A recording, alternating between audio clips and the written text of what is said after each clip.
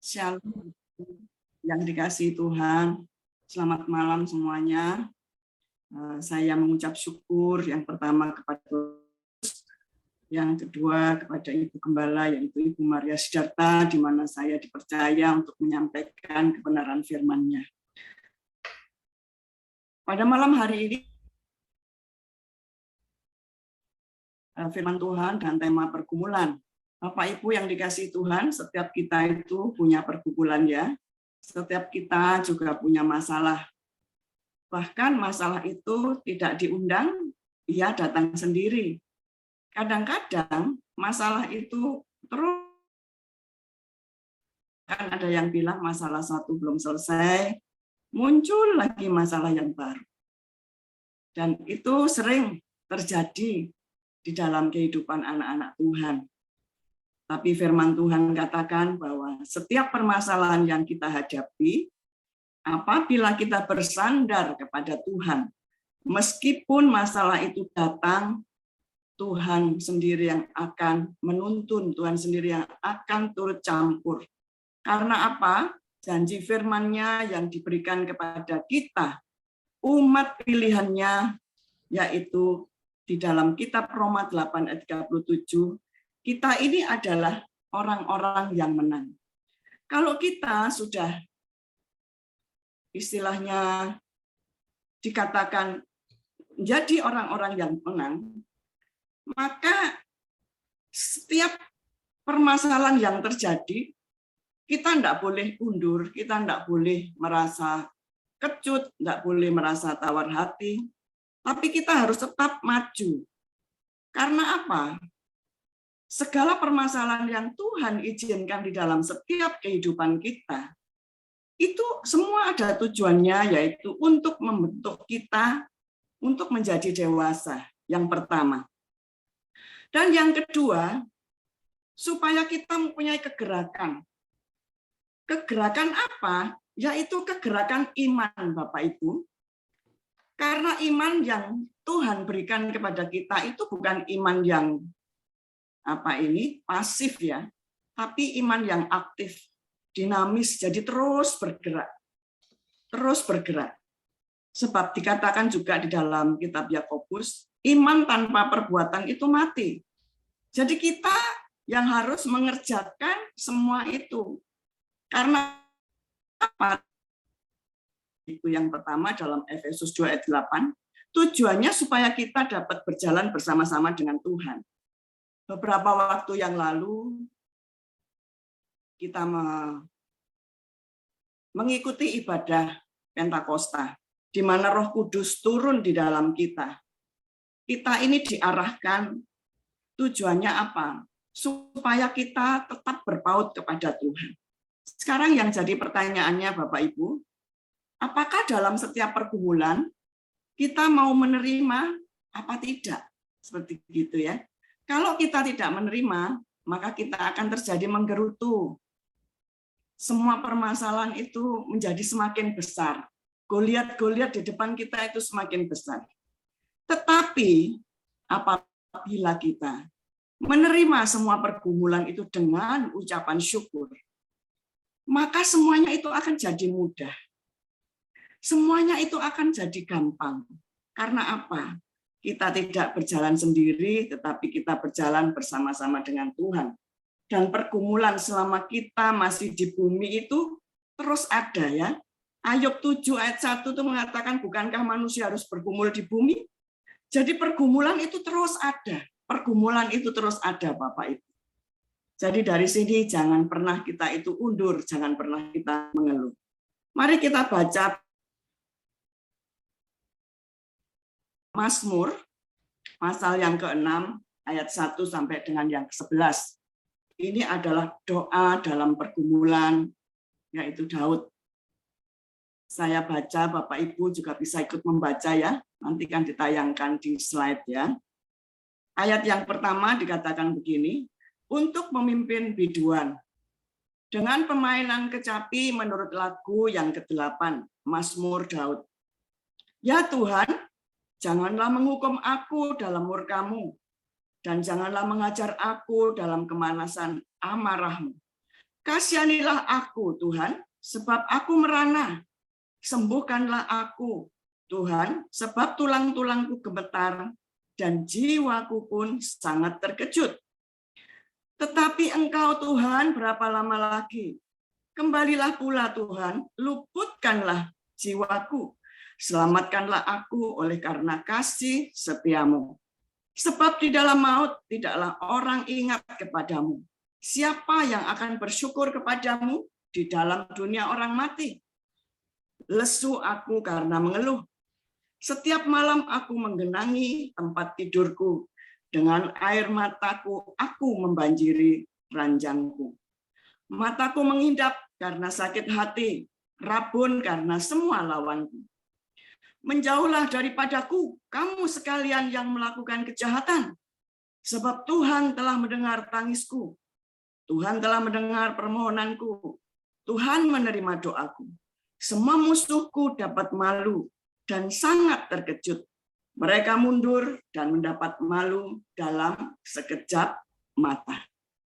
Kalau kita perhatikan sungguh-sungguh dari kitab Mazmur pasal 6 ini terbagi dari dua bagian ya Bapak Ibu. Di mana ayat 1 sampai ke 8 yaitu keluh kesah daripada Daud di dalam doanya. Dan yang kedua yaitu mulai dari ayat 9 sampai dengan ayat yang ke-10, mungkin di ayat 11 ya, ayat 11. Itu adalah perkataan doa iman daripada Daud.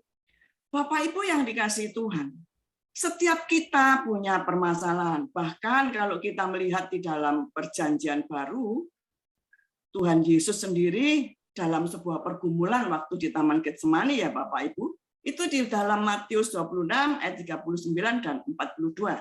Saya tidak mengupas yang lainnya, saya cuma menyampaikan tentang doa daripada Tuhan Yesus di mana dia merasa terhimpit ya sebelum dia diserahkan kepada para imam.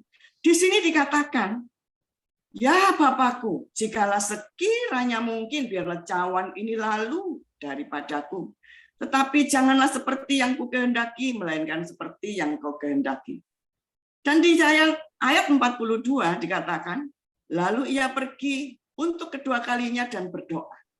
Katanya, ya Bapakku, jikalau cawan ini tidak mungkin lalu, kecuali apabila aku meminumnya, jadilah kehendak. Di sini pun Tuhan Yesus mengatakan, kecuali apabila aku meminum. Berarti kita harus bisa menerima setiap permasalahan yang ada itu Bapak Ibu dengan ucapan syukur. Di mana kita mengucap syukur, maka jadilah kehendak Bapa di dalam kehidupan kita. Seperti halnya yang disampaikan kepada Bapak Ibu tadi, yaitu firman ya, dikatakan Daud mengatakan, letih, lesu aku karena mengeluh, ayat yang ke-7. Setiap malam aku menggenangi tempat tidurku, dengan air mataku aku membanjiri ranjangku. Berarti dari sini keluh kesah Daud itu sungguh sangat dalam dengan sebuah permasalahan. Permasalahan apa di dalam kehidupan Daud? Banyak sekali dikisahkan. Ada yang dia itu dikejar-kejar oleh Saul. Akhirnya di Gua Adulam. Di Gua Adulam dia terhimpit, dia terjepit. Mungkin dia itu mau menyendiri. Tetapi dari sini malah diikuti kurang lebih 400 orang. Tapi di sini Daud bukan berarti dia tenggelam di dalam masalahnya. Dia pun bangkit sampai pada akhirnya. Kalau kita melihat dari perjalanan Daud, dari keluh kesah Daud, dari kehidupan Daud, dari rasa takut yang dikejar-kejar, juga Salomo anaknya sendiri mengejar-ngejar. Tapi di sini Daud dia menangis begitu dan sampai air matanya itu membanjiri ranjangnya. Dia mengeluh tapi dia tetap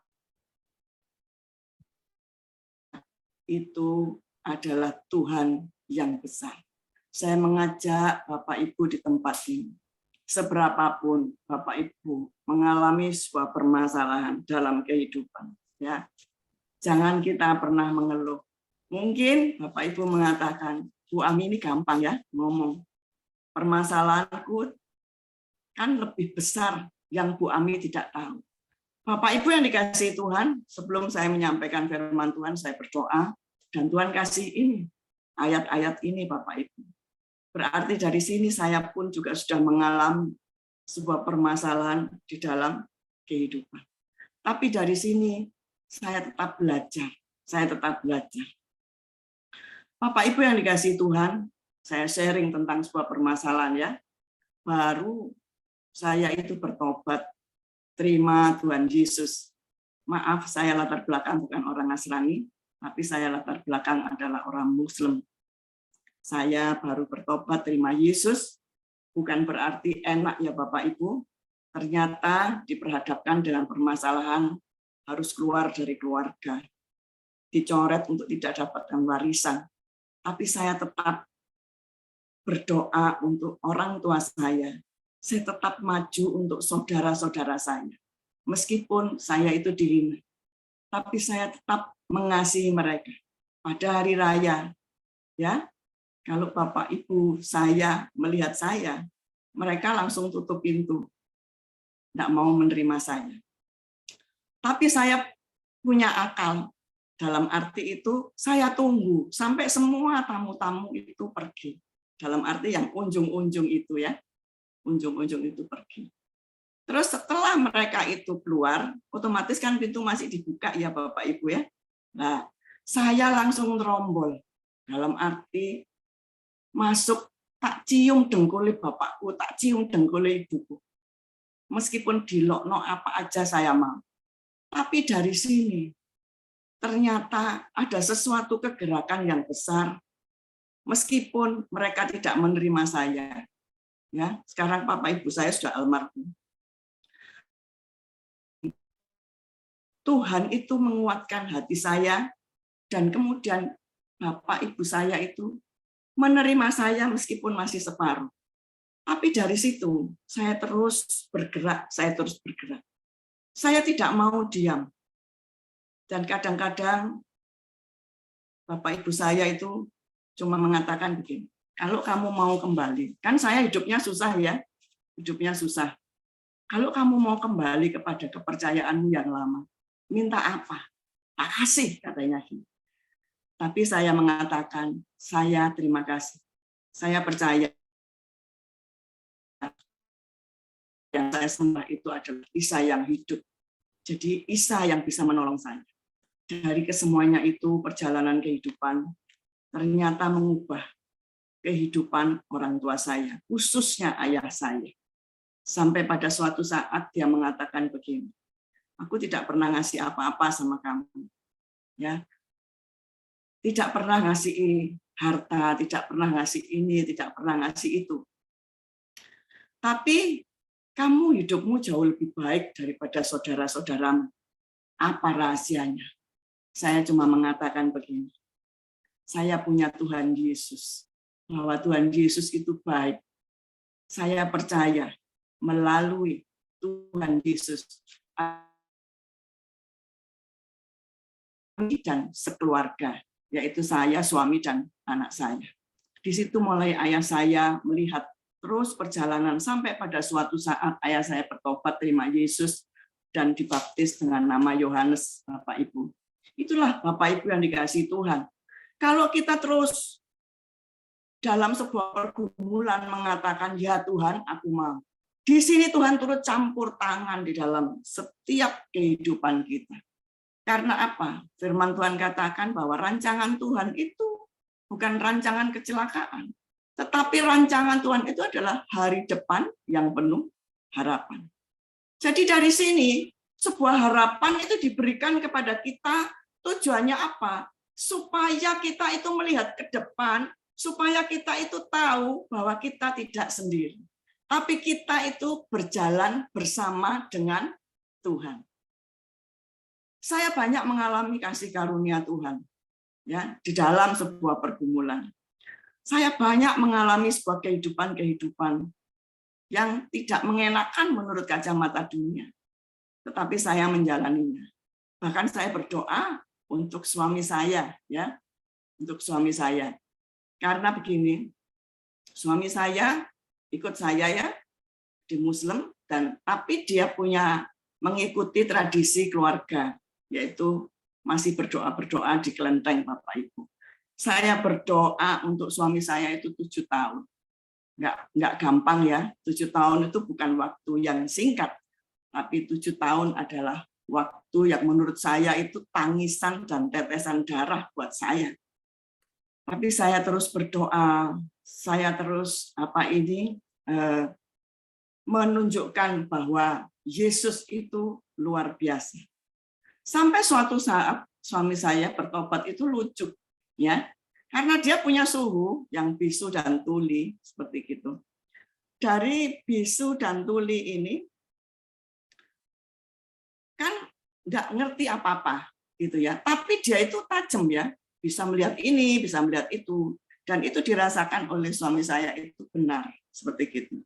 Jadi makanya dia ikut pengajaran daripada suhu tadi gitu ya, ikut didoakan dan dikasih angka keberuntungan itu 999 seperti itu. Terus suatu saat waktu suami saya ada masalah dalam pekerjaan, kemudian dia itu mengajak saya untuk datang pergi suhunya ya.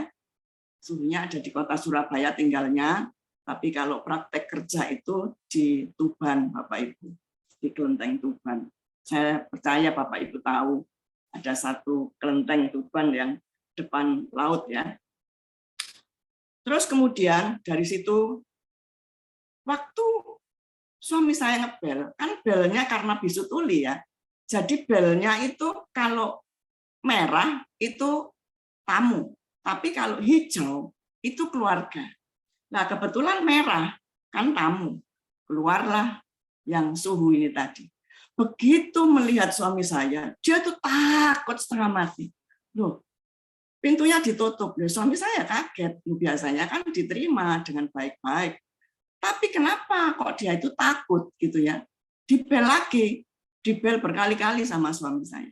Terus kemudian dibukakan sama anaknya.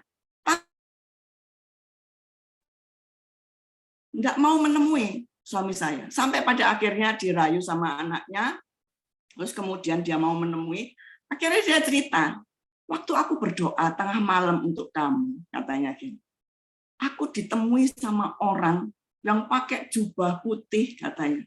Dan kemudian muka aku ini ditampar berkali-kali, sampai aku ini takut.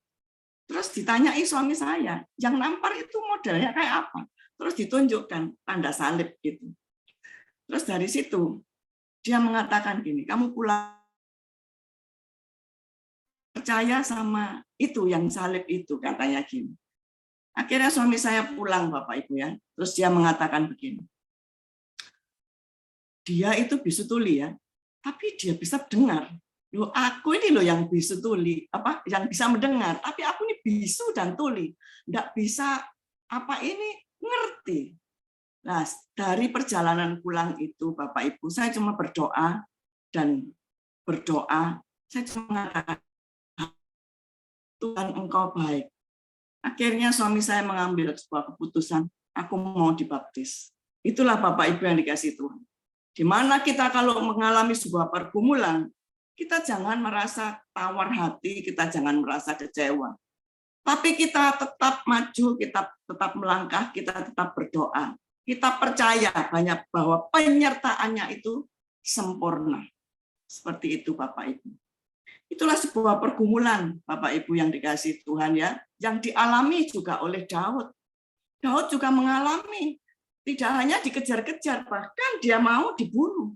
Tapi dari sini Daud senantiasa berbuat baik, dan Daud senantiasa mengatakan bahwa Allahnya dahsyat dan luar biasa.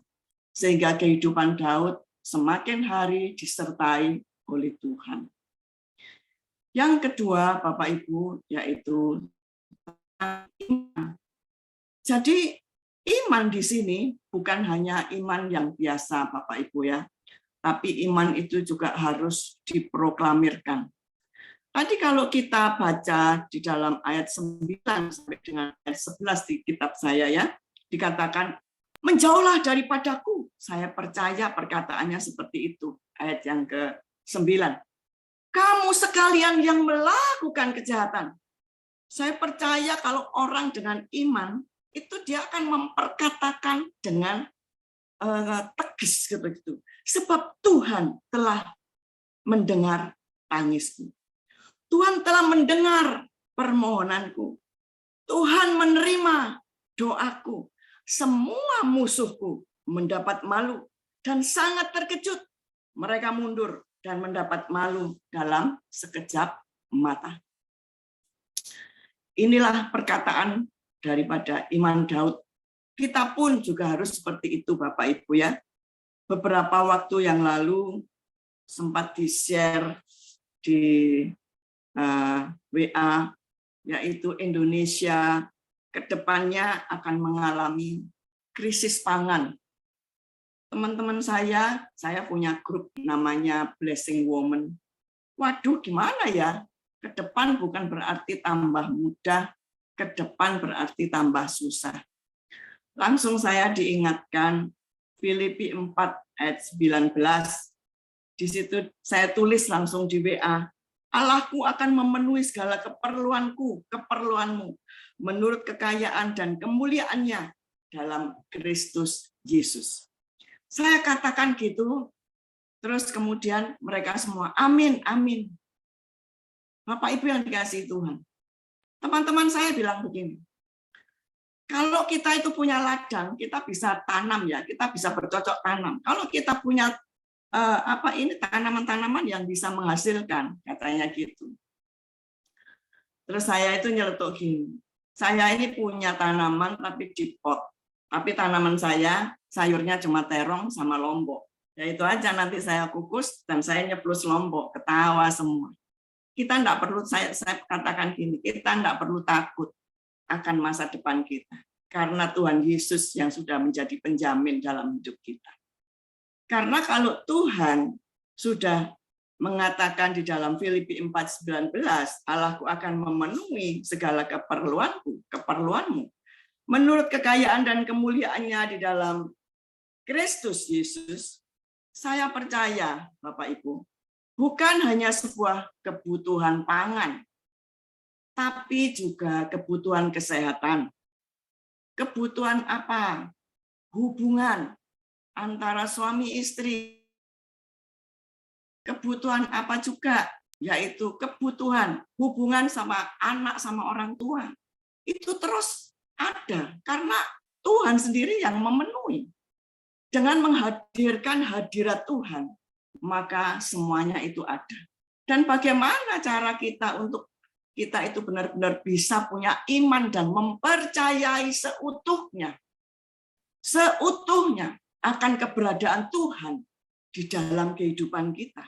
Mari kita baca di dalam Markus 11 ayat 23 dan 24.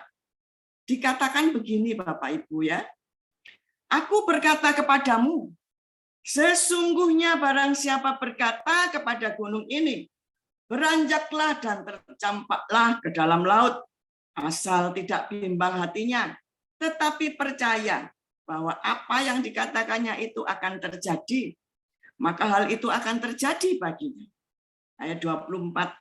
Karena itu aku berkata kepadamu, apa saja yang kamu minta dan doakan, percayalah. Kata percayalah di sini adalah suatu seruan untuk kita benar-benar percaya, padahal kita belum melihat. Dikatakan percayalah bahwa kamu telah menerimanya, maka hal itu akan diberikan kepadamu. Bapak Ibu yang dikasihi Tuhan, kita menaruh percaya itu memang tidak mudah, ya. Percaya itu tidak mudah. Karena apa? Secara dunia itu mustahil. Secara dunia kita itu suruh percaya dulu, kita belum menerima apa-apa. Tapi itulah firman Tuhan yang diberikan kepada kita, yang diajarkan kepada kita. Untuk supaya kita benar-benar mempercayai Tuhan semuanya. Entah itu dalam keadaan enak, ataupun tidak enak. Jadi semuanya yang Tuhan izinkan, dari pergumulan yang tidak enak, dan setelah dijawab, kita pun mempercayai bahwa Tuhan itu ada. Dari sini dikatakan kita harus terus percaya, kita harus terus percaya. Dan dalam percaya kita juga harus belajar dengan iman kita untuk apa?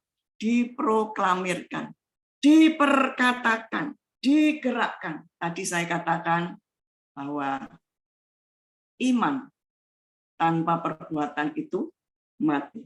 Jadi iman tanpa suatu kegerakan itu mati, saudara. Ya, jadi kita juga yang harus bergerak.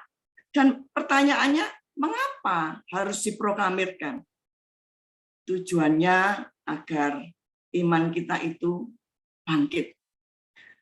Kita yang di dalam masalah, kita yang di dalam problema, ya. Kalau kita ini terus terkungkung di dalam permasalahan, maka kita tidak bisa bangkit. Iman kita semakin lama seperti kapal selam. Kita akan terus turun, terus turun. Dan itu yang mengakibatkan iblis itu senang.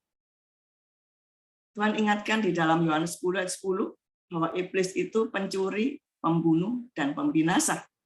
Jadi dari sini sengaja iblis itu mencuri apa? Damai sejahtera kita, saudara. Iblis itu sengaja mencuri semua keberadaan yang sudah dirancang baik oleh Bapa di surga. Bapak Ibu yang dikasihi Tuhan, kalau Bapak Ibu memproklamirkan dengan sebuah perkataan iman, saya percaya iblis itu akan keok, Bapak Ibu. Ya, iblis itu akan lari. Karena apa? Tadi sudah saya sampaikan di dalam Roma 8 ayat 37 bahwa kita ini adalah orang-orang yang dirancang menjadi orang-orang yang menang. Kalau kita dirancang sama Tuhan menjadi orang-orang yang menang, kalau kita tidak menyambut dengan iman kita, semua tidak akan bisa terjadi. Tetapi kalau kita itu menyambut, kita itu menerima, dan kita menggerakkan iman kita. Dengan apa? Memperkatakan firman. Jadi iman itu kita gerakkan dengan memperkatakan firman. Di dalam Yohanes 15 ayat 7 kan dikatakan, jikalau kamu tinggal di dalam aku dan firmanku tinggal di dalam kamu, minta apa saja yang kamu kehendaki dan kamu akan menerimanya. Perkatakan firman. Kalau saudara perlu sesuatu, misalnya ya Bapak Ibu, perlu akan kebutuhan hubungan, perkatakan, Tuhan turut campur tangan di dalam setiap kehidupanku. Aku mempunyai hubungan yang baik dengan Tuhan, yang baik juga dengan sesama. Di dalam nama Tuhan Yesus. Saya percaya pasti terjadi, Bapak Ibu. Ya. Bapak Ibu yang dikasihi Tuhan, saya beberapa waktu yang lalu bermimpi. Tuhan akhir-akhir ini bicara kepada saya melalui mimpi, Bapak Ibu. Ya. Saya bermimpi, saya berdiri di suatu warung. Dan kemudian, waktu saya berdiri itu, tiba-tiba saya didatangi seorang pria. Dia datang terkopoh-kopoh gitu. Kemudian dia meminta sesuatu kepada saya. Waktu dia meminta sesuatu kepada saya cepat-cepat buka dompet. Ya, saya kasih uang 2.000. Bapak itu menerima uang 2.000 itu. Tapi tidak berapa lama uang tersebut dikembalikan kepada saya. Saya kaget, Bapak Ibu. Menurut saya uang 2.000 itu banyak ya daripada uang 500. Tiba-tiba dia itu menunjukkan tangannya, dibawa ke mulut, Akhirnya saya menangkap bahwa oh Bapak ini minta makan. Saya langsung tanya, Bapak mau makan? Dia langsung mengangguk-angguk gitu. Akhirnya saya cepat-cepat lari ke dalam warung, Bapak Ibu ya. Setelah saya lari itu saya beli semua nasi bungkus, saya kasih lauk-lauk, itu saya minta supaya dikasih lauk. Setelah itu saya berikan kepada bapak tersebut.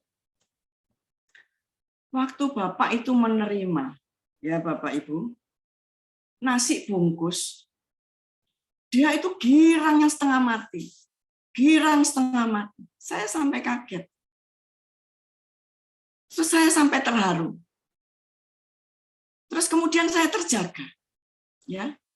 Dari terjaga itu, saya ini cuma gini, ini mimpi dari Tuhan, apa bukan? Tiba-tiba Roh Kudus itu mengatakan begini, pemenuhan kebutuhan. Langsung muncul Filipi 4 ayat 19 yang saya sampaikan pada hari ini. Ya. Langsung saya menangkap gini, oh berarti Tuhan memenuhi semua kebutuhan anak-anaknya. Apa? Mungkin Bapak Ibu butuh supaya ada pemulihan hubungan, butuh supaya ekonomi dipulihkan, butuh supaya dibayar lunas hutangnya sama Tuhan, butuh juga supaya apa? Sehat, butuh supaya diberikan kekuatan, butuh supaya diberikan kemampuan. Saya percaya dari sini Tuhan yang akan terus memenuhi kebutuhan kita. Tuhan sendiri yang akan memenuhi semua kebutuhan kita. Dan kita pegang janji firman-Nya, kita perkatakan firman Tuhan. Pasti semuanya itu akan terjadi. Sekarang yang jadi pertanyaannya, mengapa doa tidak dijawab? Ya Bapak Ibu. Doa tidak dijawab, mungkin Bapak Ibu nggak punya pengampunan, ya, belum mempunyai roh pengampunan yang tulus. Di sini dikatakan di dalam Markus 11 ayat 25 sampai 26 dikatakan begini. Dan jika kamu berdiri untuk berdoa, ampunilah dahulu sekiranya ada barang sesuatu dalam orang, supaya juga Bapamu yang di surga mengampuni kesalahan kamu. Tetapi jika kamu tidak mengampuni, maka Bapamu yang di surga juga tidak akan mengampuni kesalahan-kesalahanmu. Bapak Ibu yang dikasihi Tuhan, berarti kalau doa itu belum dijawab, ternyata kita harus mengoreksi diri kita. Kita harus melihat sampai dasar hati kita. Apakah kita ini mengampuni apa tidak. Jadi dari sini, saudaraku yang dikasihi Tuhan, ya, kalau kita sudah punya pengampunan, saya percaya Bapak di surga itu pasti mau mengampuni. Tapi kalau kita belum punya pengampunan, maka Bapak di surga juga nggak akan mengampuni. Bahkan kalau kita mau membuat sebuah ukupan, dikatakan firman Tuhan, beresi dulu. Kalau kamu masih belum beres kehidupanmu, beresi dulu. Setelah itu kamu baru datang kepada. Dari sini, supaya apa? Pemulihan hubungan itu terjadi benar-benar sama Bapa di surga. Jadi kita harus mempunyai roh pengampunan. Dan yang kedua, mengapa doa kita belum dijawab? Ternyata dikatakan di dalam Yakub 1 ayat 14, untuk kepuasan sendiri dan untuk kesenangan sendiri, keinginan sendiri. Dikatakan begini, tetapi tiap-tiap orang dicobai oleh keinginannya sendiri, karena ia diseret dan dipikat olehnya. Jadi segala sesuatu itu karena kita ini, Tuhan itu tahu keberadaan kita. Kalau nanti dijawab, ternyata untuk foya-foya. Untuk beli tas branded, bukan untuk kebutuhan. Di sini pun Tuhan itu sangat tahu, Bapak Ibu ya. Bahkan di dalam Yakobus 4 ayat yang ketiga dikatakan begini, atau kamu berdoa juga tetapi kamu tidak menerimanya apa-apa karena kamu salah berdoa, sebab kamu minta itu hendak kamu habiskan untuk memuaskan hawa nafsumu. Jadi semuanya untuk memuaskan hawa nafsu, untuk foya-foya, untuk keinginan daging, bukan untuk dalam arti kebutuhan atau kita untuk menabur di dalam ladang Tuhan, di dalam pekerjaan Tuhan. Bapak Ibu yang dikasihi Tuhan, jangan sampai kita menjadi orang yang kikir, mempunyai roh pelit, roh medit. Jangan, tapi milikilah kita roh yang mau menabur, kehidupan yang mau memberi, kehidupan yang mau menjadi berkat. Seberapapun saudara punya, karena itu yang akan diperhatikan oleh Tuhan. Mengapa? Karena di dalam Mazmur 7 ayat 10b, Engkau yang menguji hati dan batin orang. Jadi Tuhan itu tahu. Tuhan itu sangat mengerti keberadaan kita. Ya, Tuhan sangat-sangat mengerti keberadaan kita. Ini kalau kita lihat, kalau di ayat saya, di ayat 10b ya, ini mungkin naik mundur satu tingkat ya Pak. Lah, ini di sini. Biarlah berakhir orang-orang fasik, tetapi teguhkanlah hati orang benar. Engkau yang menguji hati dan batin orang. Ya Allah yang adil. Jadi Tuhan itu sungguh tahu hati kita. Tuhan sungguh mengerti keberadaan batin kita. Dan kalau Tuhan itu mengerti, kita harus berawas-awas. Di dalam Amsal 4 ayat 23, jagalah hatimu dengan segala kewaspadaan, maka dari situ akan terpancar kehidupan. Dari sebuah pancaran kehidupan, maka kita lebih bisa mengerti keberadaan kita, mempunyai hubungan yang manis dengan Tuhan.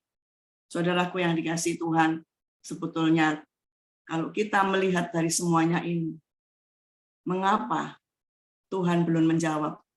Padahal Tuhan katakan di dalam Yesaya 59 ayat 1 dan 2, sesungguhnya tangan Tuhan tidak kurang panjang untuk menyelamatkan, dan pendengarannya tidak kurang tajam memisah antara kamu dan Allahmu, ialah segala kejahatanmu, yaitu mungkin hati kita belum bisa mengampuni, dan yang membuat dia menyembunyikan diri terhadap kamu sehingga ia tidak mendengar, ialah segala dosamu. Mari Bapak Ibu yang dikasihi Tuhan, kita belajar tetap rendah hati, kita muliakan Tuhan dengan keberadaan apa yang kita punya. Jangan jemu-jemu untuk kita mendekat dan mencari wajahnya. Kalau kita diperhadapkan dengan pergumulan, jangan sampai kita mengeluh, jangan sampai kita itu tawar hati, wis gak Tuhan-Tuhanan, tetapi tetap berlarilah, tetap carilah Tuhan. Perkatakan iman. Dengan apa? Firman Tuhan. Maka semua yang ajaib itu Tuhan kerjakan di dalam setiap kehidupan kita. Saya tutup dengan sebuah kesaksian Bapak Ibu ya. Tahun 92, suami saya baru bekerja. Logikanya kalau baru ya, tabungan kami minim, waktu itu tabungan saya tinggal 1.250.000. Waktu saya berangkat pergi ke gereja bersama dengan suami, ya, tiba-tiba waktu penyembahan di dalam gereja, Tuhan katakan gini, berikan uangmu yang 1 juta, hamba Tuhan istighfar. Loh, namanya manusia ya Bapak Ibu, saya mikir langsung ya. Loh, uang itu tinggal 1.250.000. Padahal saya harus beli beras, harus beli minyak, beli gula dan lain-lain kebutuhan gitu ya. Wah, ini tinggal berapa? Saya mulai menghitung. Terus saya tuh mulai tolak. Tuhan, katanya Tuhan itu nggak mau melihat anaknya sengsara. Saya begini. Nah, kalau ini diberikan kan ya saya tinggal berapa? Saya belum bayar air, saya bilang gini. Saya belum bayar PLN. Terus bagaimana ini Tuhan? Kayak gitu. Tapi kemudian suara di hati saya itu menggelora lagi. Dikatakan berikan kepada hamba Tuhan yang dari Salatiga. Saya tidak perlu sebutkan namanya Bapak Ibu ya.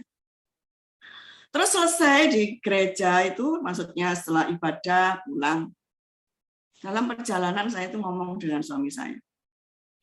Loh, aku itu enggak tahu ini dari Tuhan apa enggak ya. Nah, biasa ya, kita itu kalau mau kalong gitu ya, istilahnya mau kurang apa itu keuangan kita. Itu biasa kita ngomong gitu loh.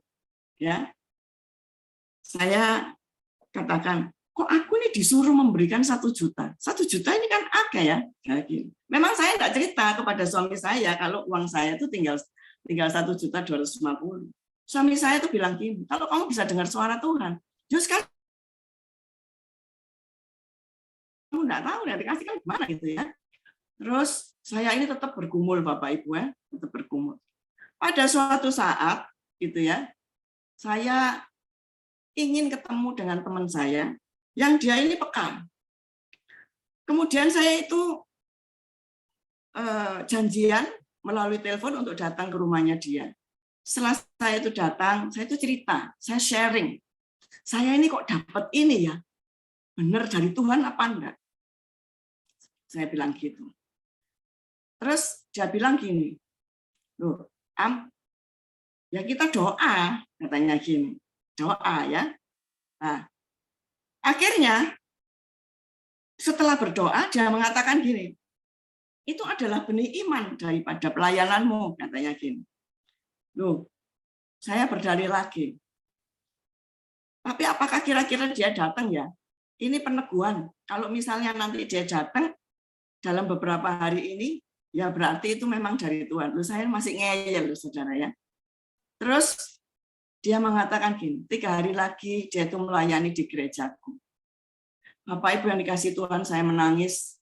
Saya minta ampun sama Tuhan. Saya langsung memberanikan diri saya dengan iman saya perkatakan bahwa Allahku memenuhi segala kebutuhanku, segala keperluanku di dalam Yesus Kristus Tuhan. Aku tidak akan pernah kekurangan. Aku tidak akan pernah meminta-minta kepada siapapun. Aku tidak akan pernah mengecewakan Tuhan. Aku jadi orang yang dikasihi Tuhan. Saya katakan gitu. Akhirnya Bapak Ibu, saya belanja, uang saya tinggal 98.000. Setelah itu 3 hari kemudian saya berangkat bersama dengan suami saya ajak untuk menemui hamba Tuhan tersebut. Saya bungkus uang 1 juta. Loh, anehnya loh ya, setelah ibadah saya berikan. Dia itu langsung seperti orang ngerti ya. Saya ini ya kaget gitu. Gini, kamu tidak akan pernah kekurangan. Apa yang kamu tabur tidak akan sia-sia. Saya cuma gini, amin, amin, terima kasih Tuhan. Aku percaya, aku percaya. Bapak Ibu dalam perjalanan kehidupan saya, Tuhan pelihara saya. Saya tidak pernah kekurangan. Dalam 1 bulan saya bisa bayar listrik. Tiba-tiba Bapak Ibu ya, waktu bayar listrik, saya cuma ngomong gini, Tuhan waktunya bayar PLN. Saya dapatkan berkat, dapat amplop, bisa bayar PLN. Saya ngomong lagi, Tuhan waktunya bayar air. Ojo sampai Tuhan diparangi Tuhan PDAM terus sampai segitu dipedot kayak sok bayar kayak gini. Loh, Tuhan memberkati Bapak Ibu. Terus sampai pada akhir bulan itu pun ya, saya lihat uang saya utuh loh 98.000. Itulah kebaikan Tuhan. Bahkan sampai makan itu loh saya diajari untuk bernubuat Bapak Ibu. Dengan apa? Iman. Saya berkata, Allahku memenuhi semua kebutuhanku. Tuhan, aku butuh ayam goreng. Saya kayak gini. Aku butuh ikan gurami. Aku butuh sayur. Aku butuh buah. Loh Tuhan datang ke rumah saya. Saya itu sampai gedek-gedek. Sebetulnya saya pernah ya, ada hamba Tuhan itu waktu dia ngomong gini, dia ngomong gini, aduh kok kepingin duren gitu ya, kepingin duren. Terus dia bersaksi di mimbar itu dikirim duren. Dalam hati saya ngomong gini, paling mbok semoni ya istilahnya itu ya, di ngomong di depannya dulu terus habis gitu kamu dikasih, kamu hamba Tuhan. Ternyata itu terjadi loh dalam kehidupan saya. Saya minta ampun sama Tuhan. Dan pemeliharaan Tuhan itu sempurna Bapak Ibu. Sampai hari ini. Di masa COVID, di masa pandemi, Tuhan itu pelihara kehidupan saya. Saya hidup dari kasih karunia Tuhan. Di masa pandemi, waktu itu saya berdoa, tahun 2020 Bapak Ibu ya. Saya sering doa puasa. itu saya Ungaran bersama dengan suami. Saya setiap akhir tahun, saya setiap doa puasa. Saya minta tuntunan Tuhan ke depan itu apa. Dan waktu tahun 2019 ke 2020, saya waktu berdoa itu dapat gini. Tahun 2020 adalah tahun persiapan. Saya pikir saya ini mau diutus ya. Maksudnya itu persiapan untuk dalam pelayanan, saya persiapkan mungkin apa. Kebetulan waktu itu ada salah satu teman, kita naik pelayanan ke Amerika enak ya, katanya gini. Oh ya enak saja, saya bilang gitu. Ternyata di bulan Maret, saya dapatkan ini, COVID. Saya gumuli lagi, saya tanya, ternyata siap untuk persiapan untuk menghadapi tantangan yang baru. Dari situ saya mengucap syukur kepada Tuhan. Saya terus bergerak, saya terus berjalan. Saya perkatakan bahwa Tuhan yang memelihara kehidupan saya. Saya dapatkan 1 Raja-Raja 17, yaitu Elia di Sungai Kerit. Dan itu terjadi. Pemeliharaan Tuhan itu sempurna. Saya dipelihara dengan suami. Ya, saya kadang-kadang gini, Tuhan, ini sudah habis loh sembako. Tiba-tiba 2 hari kemudian ada yang kirim sembako. Dari situ saya ngomong sama suami saya. Kita itu kalau bergantung dan bergaul penuh kepada Tuhan, tidak akan pernah dikecewakan. Bapak Ibu, saya dapat Ibrani 13 ayat 5b, bisa ditampilkan di slide ya. Kita baca bersama-sama. Bapak Ibu di tempat bisa ditayangkan. Bapak Hendra. Berapa, Bu? Ibrani 13, baru saya dapat Ibrani 13 ayat 5b.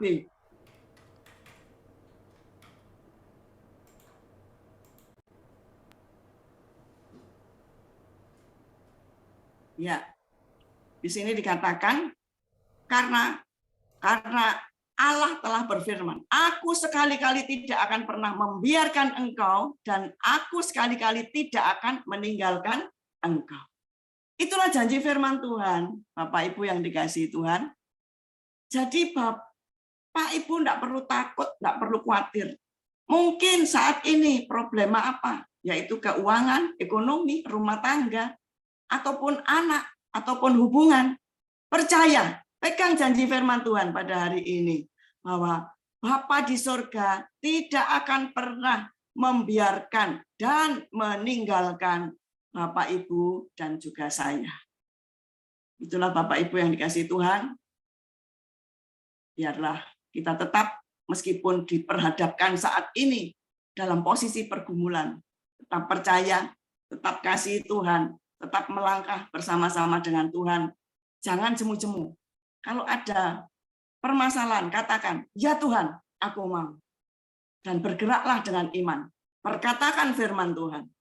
Pasti sesuatu yang ajaib Tuhan itu kerjakan di dalam setiap kehidupan kita. Mari saya ajak Bapak Ibu tutup Alkitab Bapak Ibu, kita berdoa ya. Oh haleluya, haleluya, haleluya.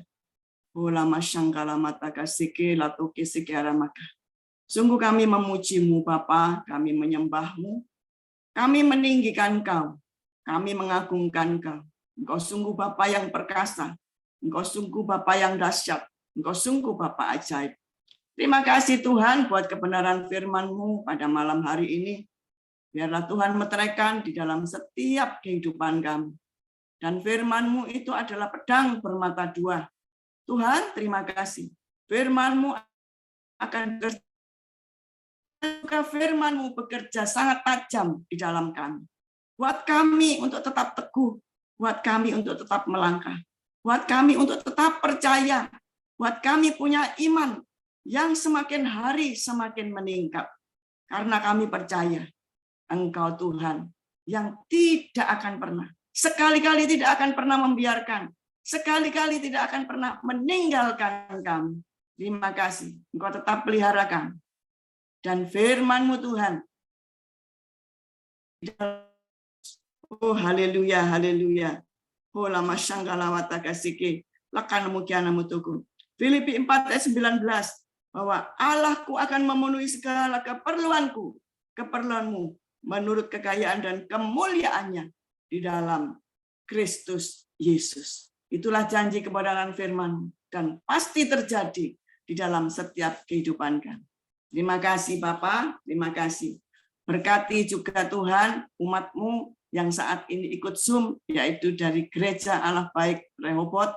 Berkati apapun yang diperlukan, apapun yang dibutuhkan Tuhan. Tilik hati umat-Mu satu persatu. Jawab Tuhan, apa yang diperlukannya. Kami percaya pada malam hari ini akan ada penunggang balikan keadaan. Yang sakit disembuhkan, yang berbeban berat diangkat bebannya, yang letih lesu diberikan kelegaan, yang terbelenggu terikat dilepaskan, yang susah diberikan sukacita dan damai sejahtera. Terima kasih.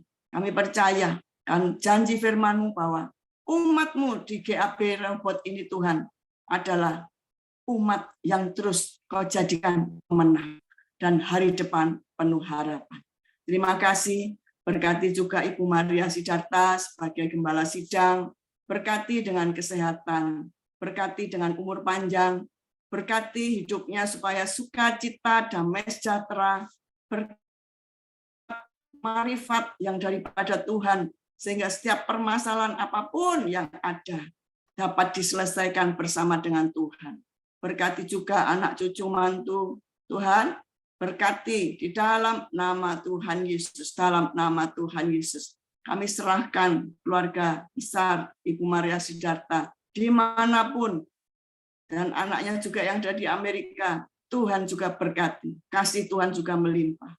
Terima kasih Bapa, biarlah segala pujian, hormat, sanjungan, kemuliaan hanya bagi-Mu Tuhan. Dan seluruh para pengerja GAB Rehoboth pun, biarlah Kau juga tilik satu persatu. Dalam nama Tuhan Yesus, apapun yang menjadi kebutuhannya, Engkau mengerti. Engkau sendiri yang akan memberkati. Terpujilah nama-Mu, hanya di dalam nama Tuhan Yesus Kristus, yang diberkati Tuhan pada malam hari ini oleh firman-Nya, katakan haleluya, amin.